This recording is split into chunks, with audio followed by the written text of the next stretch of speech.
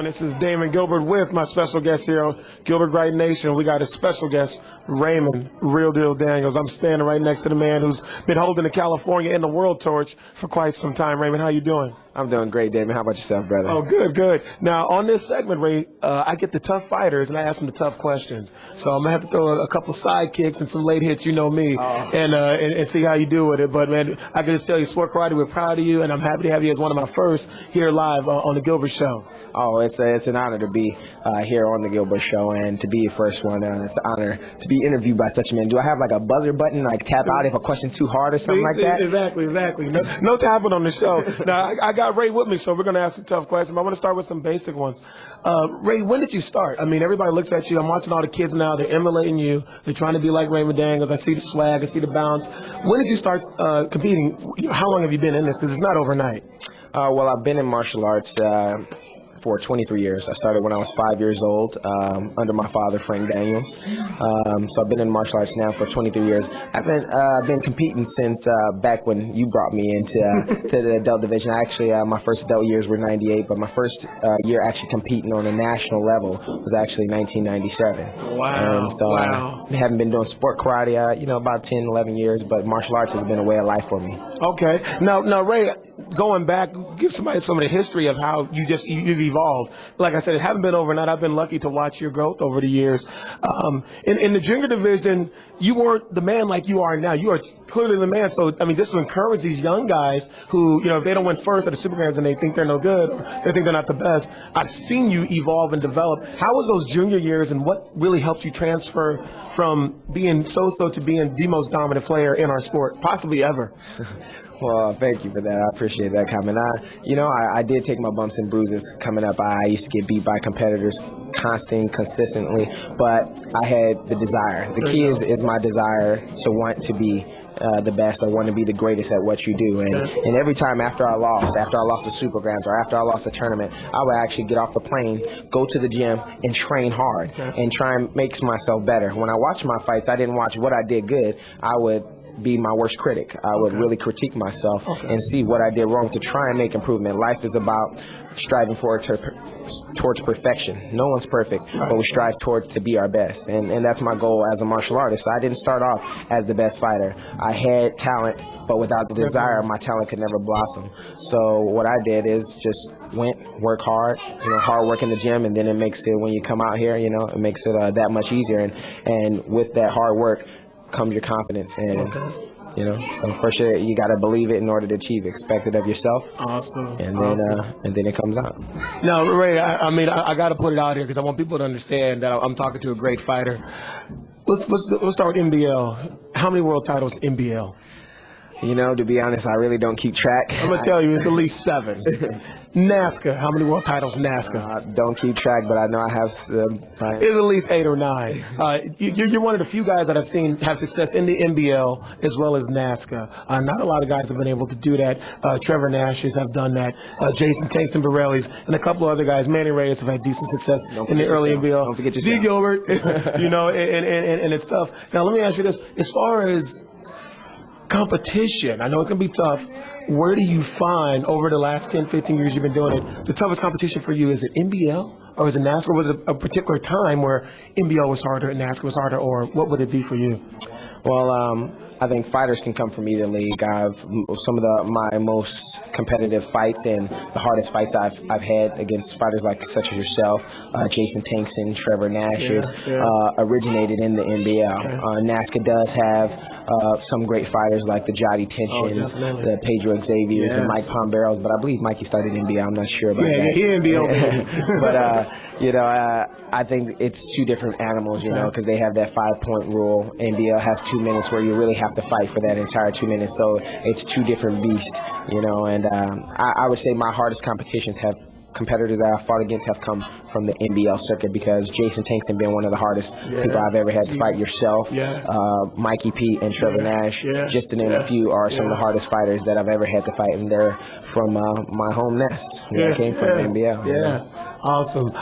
Now, Ray, I personally want to know, as one of the current Paul Mitchell team captains. I didn't get the opportunity to fight with you on Paul Mitchell, which I would have loved because I loved your energy. We actually fought together in 1998 when Ray was up and coming. And I knew this guy was going to be the next superstar, and we fought Barry's best back then, as he's doing right now as we're taping this live from the Supergrands. Ray, if you could give us a little insight, not a lot of people know, not even myself from your version, what actually happened with the decision to leave JPM? You were very dominant. To me, I was on CJB at the time, and I can tell you were like the team captain over there. You were the guy to reckon with. You were the guy that we had to watch out for. And when you left, it was a big loss for the team, whether they want to admit it or not. What led you to leave? I don't want the Big Jack version. I want the Raymond Daniels version. What exactly happened, if you could tell us? Well, basically what ended up happening, we had a difference of opinion, views of where they wanted to go with the Paul Mitchell lineage and where they wanted to be and where I wanted to be. They had different goals than I did. I myself wanted to compete more because I really wanted to challenge myself. And as a competitor, that is my goal, is to compete against as many people as I can to see how good I really am. Right. So I expressed interest to them that I wanted to continue to do NBL. That's when I had the Carl Lewis sponsorship for a while with Showtime. Yes, and I was probably one of the first people who had dual sponsorship with Paul Mitchell, and they didn't really approve of that and didn't like it and asked me not to do it. I wanted to go and do international because, I was the biggest fish in my pond at the time, and I wanted to explore out. And, that's the only way you find out, your true warrior spirit is to test yourself. So I wanted to do international, but they weren't interested in doing that. So long story short, they were making additions that some of the team members didn't agree with. Would that be Jesse Goldberg? I'm not really sure about the time of who it was, I recall, but I know there was, we're really about chemistry. A lot of times it's not about how good you are as a fighter. It's about the chemistry and what you're bringing to the team. Are you bringing that chemistry to make you gel tighter? And that's why 4 of us left all at the same time. Myself, Mike Pombero, Johnny Tension, Reggie Perry. We all left the team, and we were 2 Titanics. It was CJB, your team, because we always looked at your guys, and Paul Mitchell, and we left, and the Titanic kind of sank, and Paul Mitchell's had trouble since those days. There's nothing personal against Paul Mitchell. I love Don Rodriguez and Steve Babcock, great individuals. We just had a difference in views of where they wanted to go for their future and where I needed to be for my future, and that's really what it boiled down to. Looking at your success, and this is a yes or no question, any regret on that decision, yes or no, in hindsight? In hindsight, no. I wouldn't have any regrets at all.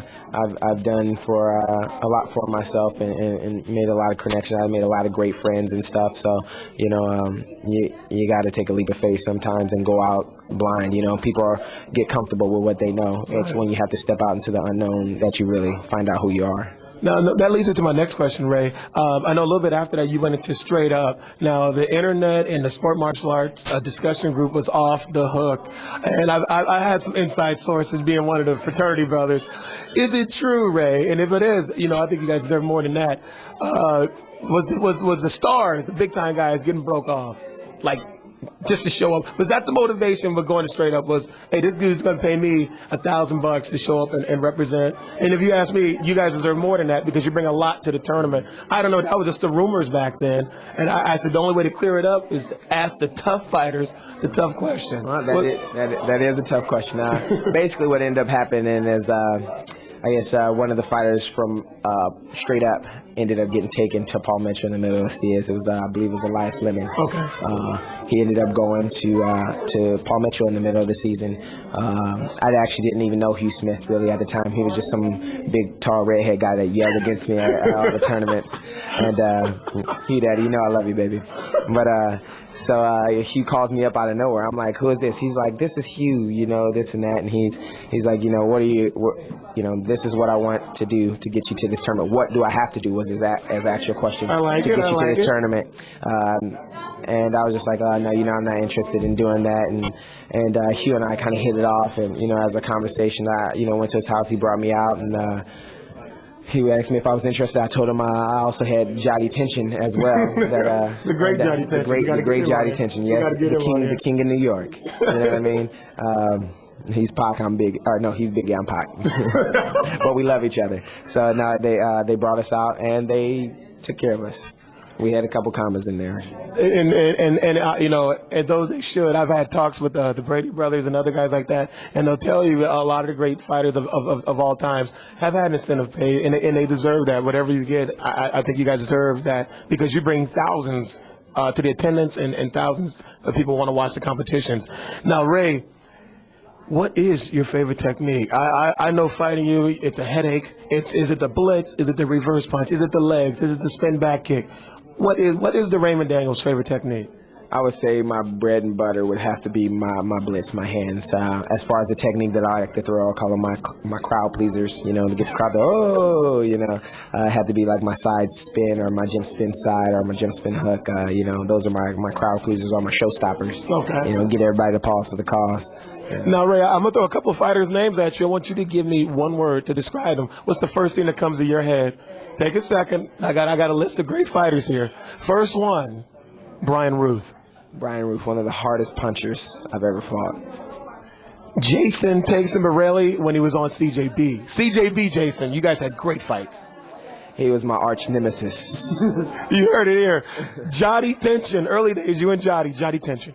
Jody, the greatest teammate a man could ever ask for. Somebody that you know that's got your back and you got theirs. Mike Pombero, who a lot of people say might be the godfather of Ray Daniels, bringing Ray up in the game. But I've heard that over the years. What about Mike P? Mike P, my mentor, helping me with my mindset and really developing myself and seeing him over the years. So he was a great mentor to me. Jose Pacheco. Jose Pacheco, the godfather, mister. You know, he's just always out there doing his thing, no matter injured or not. Jose's always out there pushing himself. So, Larry Carnahan. Larry Carnahan. I never really saw Larry, but he's. I've never seen Larry compete, but Larry would have to be. Let's see if I had to describe Larry. Let me think. Paid. I'm going to say it. Paid. Yeah, he got ducats. I'm not mad at him. He gives away nice diamond rings. Boy Slidell. Boy Slidell, the organizer. This man is the detail artist. You know what I mean? I hate to see him cleaning his house and something be out of order. He's Mr. Detail. All right, Ray. Let's go down the list. Give me your, in no particular order, top 10 toughest opponents for Ray Daniels. You done fought. I'm going to put it out there. Ray's fought Ireland, Croatia. He's coming. He just got back from Croatia. He's been all over the planet, all over North America. Top 10 toughest Ray Daniels fights. No order. Guys, there's no order. Don't be coming after him after this interview. He's just going to give me 10 names. Give me one, Ray. 10 names. I have to start with my nemesis, which one of my best friends, Jason Tyson Borelli. Jason Tyson. There would be Damon Gilbert. He just did that because we're doing the interview. He's such a liar. I didn't want to get beat up on camera. That's my rep. Yeah, I know I like the late hit. Jody Tension. Jody Tension, 3. Mike Pombero. 4. Reggie Perry. 5 people. Trevor Nash. Ooh, you guys had classic battles at the Diamonds. T. Nash. T. Nash was my man. Let's see who else was out there. Back in the day, Thomas Wright. Ooh, you going back on me. Back. You going back on me. I'm going to go back one more. Ninja Fitzpatrick. Ooh, great movement. Yeah. Great movement. Great. And you know you always got to percolate. With Ninja, Percolate, escalate. Yeah, awesome, brother. Awesome. My prodigy, Jack Felton. Ooh. Let's go to that right now. Let's go to little Jack right now. How is Jack doing? He's in love. Oh, Lacey, he loves you. What can I say? He don't even hang out with me that much anymore. He's just in love. Now, was Jack a natural? I mean, Jack's a beast. Was he always like that, or did you put a lot of hours working on his fight IQ, working on his movement, working on his conditioning? He's a beast. He's a little Raymond. He's a little white Raymond. He really is. He's off the hook. He's a beast.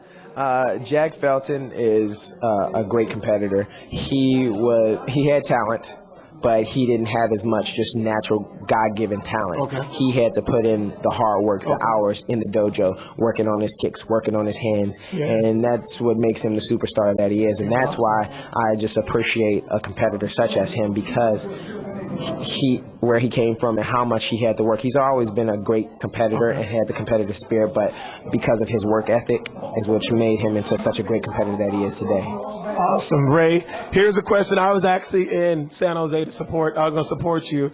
We go way back. I know people look and say, "Oh my God, are they pretending?" Yeah. This is the kid that I've watched. develop and take the California torch and raise the bar high. And I've always had a lot of respect for Ray. And I seen Ray, and I went to San Jose to the MMA Strike Force. One, you're probably the only guy with the balls to do it. I'm going to say it right now. With the Gripe Nation, my hat goes off to you. Number two, during that, how would you describe that experience? Is it something that you want to do? Do you just think that, I was a little undertrained with the ground, or I just made a mistake and he capitalized, or was it that I just fought a guy with too much freaking experience and I probably maybe should have got somebody more my caliber in that sport? What's your thoughts on that whole experience, MMA? Well, several different things. One, training. My training time period from going from the WCL event to training for an MMA event, I need more time because my training camps are a lot longer than what I particularly train for. A little more preparation? Yeah, a little more preparation, definitely. The ground game, something that I, as a competitor, a stand-up fighter, everyone needs to get shot down occasionally when they start getting a little too confident and different things like that. As far as I was knocking so many people out in the WCL, I just figured I would just go up in there and knock this guy out too, and don't have to go to the ground. Right. So a little bit of I wouldn't say arrogance, but just a little too confident on my own end as far as underestimating the ground game, and just preparing. I need at least 8 months of strict training on my ground fighting. The particular fighter I fought, he had, I believe it was 12 fights, 12 matches. The commission usually doesn't even approve a match of somebody's first debut against somebody that's already had 12 events. It's usually if you have 1 or 2 fights or 3 fights or whatever the case was. However, it was a little complicated to get somebody to fight me on a debut match with for that. So probably could have done a little bit more prep work as far as looking into my fighter and looking into because there was footage of me, but there was no footage. Right. I never heard the guy actually. Yeah, so there was no footage, so there was no way for me to check him out or anything. So it is something that I definitely look to go into the future.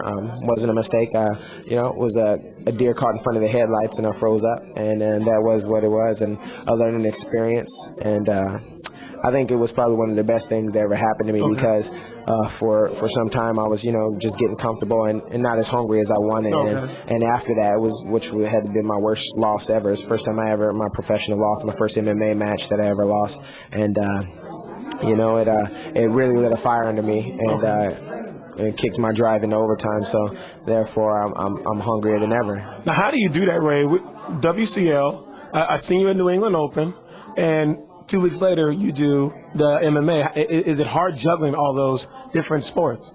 No, it's all about your mindset, you know what I mean? And you have different intents on what you want to go out and do with each fight, and point sparring, my goal is not to punch anybody's face in, it's to score my point, prove my point, get out, do my thing. When I go to a full contact fight, I have a little different, different goal in mind. I want to, kick your chest in or kick your head off. Not that I want to, cause you any serious physical damage, but it's full contact, and just to prove to everybody that's at the event and everybody watching on television around the world that I'm better than you at that particular time. And then going into MMA, it's all about mindset. First battle of any great athlete or competitor happens within themselves, and as soon as you, like I said, believe it, you can achieve whatever you want to in life. So definitely another MMA for Ray, RD. Will we see the MMA for RD in 09 possibly, or 10? Yeah, definitely. I definitely want some time to study some groundwork. I'm gonna get some people that are familiar with the ground game in my corner and stuff, as opposed to having a lot of stand-up people, because I'm really comfortable with my stand-up fighting, and just work on that ground. Well, I got to ask you this, Ray, because I see everybody emulating Raymond Daniels. They're doing the Raymond Daniels bounce and the strut, and they're doing the yelling and all this stuff. So I know you have a very strong influence. How do people get in touch with you? I know you're probably off the hook with seminar requests, but how do they get in touch with you to get the Raymond Daniels seminars and the Raymond Daniels DVDs that you can get on smartmartialart.com? How do they reach you? Because I know everybody's like, whoa, I got to get Raymond at my dojo. I got to get you there. How do we do that? What's the best way to get in touch with you, to get you for seminars, special appearances, signings, and things of that nature? Well, I'm currently having my website worked on by a few different people, but it's on RaymondDaniels.com. It's a great way to get in contact with me. My email address isn't really that hard to get either, as far as emails and different things like that. And I love doing seminars and things. It's about giving back really to my community now, and giving back to my martial arts community, my martial arts friends, and that's my goal. I'm out at Power of One Self-Defense Institute in Long Beach, California. So it's not too complicated to get in contact with me out there. You can look me up at powerofone.com, and we're on there as well. So. Raymond Real Deal Daniels here with the Gripe Nation. Tough fighters answering the tough questions that my crazy butt asked. Ray, it's been a pleasure to have you. I'm glad you came on. Anything to say? Any predictions for 2010? Are we done with sport karate? Have we lost the love? Is there anything left for you to do in sport karate? What's on the agenda for 2010 and 2009?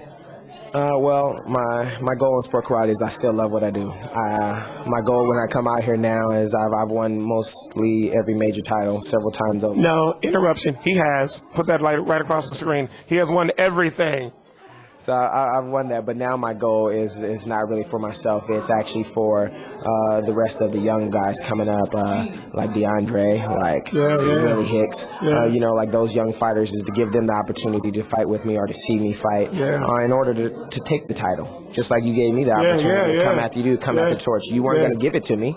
I had to try and come and. He took it. I got the bruises still. He took it. Not that I took it, but you were there in order for me to have the competition and to know what it meant to be the champ, to be the man and to be on top. So your fighters like yourself set a great example for me on what I need to do to hold the torch and to be able to pass the torch. And then I'm looking to help the future generation come out and take the torch, and so that way they can hold it for our sport. So now it's about, making the Raymond Daniels legacy, continue. I still love competing. That's why I still smile while I'm out there if anybody thinks that I'm joking around. This is what I do for a living. I mean, I was a police officer for many years like yourself. Yes, sir. And this is what I do. This is the way I make my living. This is what I love to do. Not everyone gets to do what they love for their life. I love doing this, and it's my life. So it doesn't get too much better than that.